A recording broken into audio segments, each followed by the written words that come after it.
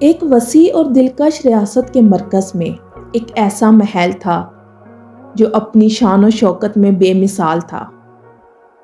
اس کے سنہری گنبد سورج کی روشنی میں چمکتے تھے اور دیواروں پر پر اسرار کہانیوں کی نفیس کندہ کاری تھی۔ یہ محل شہزادی الینا کا گھر تھا، جو 30 سالہ خوبصورت، وقار اور حکمت سے بھرپور شخصیت کی مالک تھی۔ وہ ایسے لباس پہنتی تھی جو رات کے آسمان کی طرح جگمگاتے تھے، جن پر چاندنی اور سونے کے داغوں سے کڑھائی کی گئی تھی۔ ان کا تاج موتی اور نیلم کے جواہرات سے سجا ہوا تھا۔ محل کے پیچھے ایک پرسکون باغ میں ایک سنہری درخت کھڑا تھا، جو ایسا چمکتا تھا جیسے یہ سورج کا ایک ٹکڑا ہو۔ اس کی چمکدار شاخوں پر نیلے رنگ کی چڑیاں بیٹھتی تھیں، جن کی دلکش آوازیں ہر آنے والے کو مسحور کر دیتی تھی۔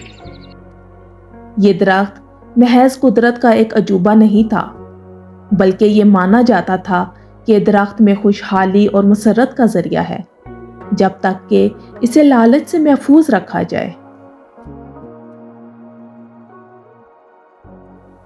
ایک دن ایک ہمسایہ بادشاہ جو حسد سے بھرپور تھا، اس نے سنہری درخت کو چرانے کا منصوبہ بنایا۔ ایک تاجر کے بیس میں وہ شہزادی الینا کے دربار میں آیا اور درخت کی ایک شاخ کے بدلے میں قیمتی خزانے پیش کیے، مگر الینا، جو اپنی بصیرت کے لیے مشہور تھی، نے شائستگی سے انکار کر دیا۔ آپ کے خزانے چمکدار ہو سکتے ہیں، الینا نے کہا، مگر اس درخت کی قدر اس کی چمک میں نہیں، بلکہ اس خوشی میں ہے جو یہ میرے لوگوں کو دیتا ہے۔ مایوس ہو کر بیس میں بادشاہ نے اس رات درخت کو چرانے کی کوشش کی۔ جیسے ہی وہ ایک شاخ کی طرف بڑھا، چڑیاں اس کے اوپر چکر لگانے لگی اور زور سے چہچہانے لگی۔ درخت کی چمک ماند پڑنے لگی اور اس کی شاخیں مرجھانے لگی۔ گھبرا کر شہزادی الینا باغ کی طرف دوڑی اور اس چور کا سامنا کیا۔ الینا نے کہا، ان کی آواز مضبوط مگر ہمدرد تھی۔ یہ درخت دل اور ارادوں کی پاکیزگی پر قائم ہے۔ لالچ اس کی روشنی کو مدھم کر دیتا ہے، بالکل اسی طرح جیسے یہ ان لوگوں کی روح کو مدھم کر دیتا ہے جو اسے اپناتے ہیں۔ اپنے ملک واپس جائیں اور یہ سیکھیں کہ حقیقی دولت نیک نیتی اور ایمانداری میں ہے۔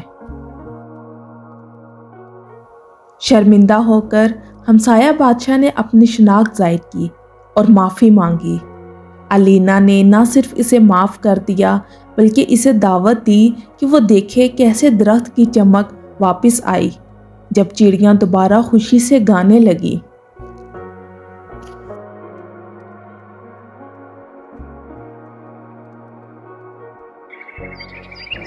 شہزادی الینا اور سنہری درخت کی کہانی دور دور تک پھیل گئی۔ یہ ایک ایسی کہانی بن گئی جو سب کو یاد دلاتی ہے کہ سب سے روشن خزانے وہ ہیں جو مہربانی، بے عرضی اور قدرت کے عجائبات کے احترام سے پروان چڑھتے ہیں۔ کیا آپ کو آج کی کہانی اچھی لگی ہے؟ ایسے ہی سبق آموز کہانیاں سننے کے لیے ہمارے چینل کو سبسکرائب کریں۔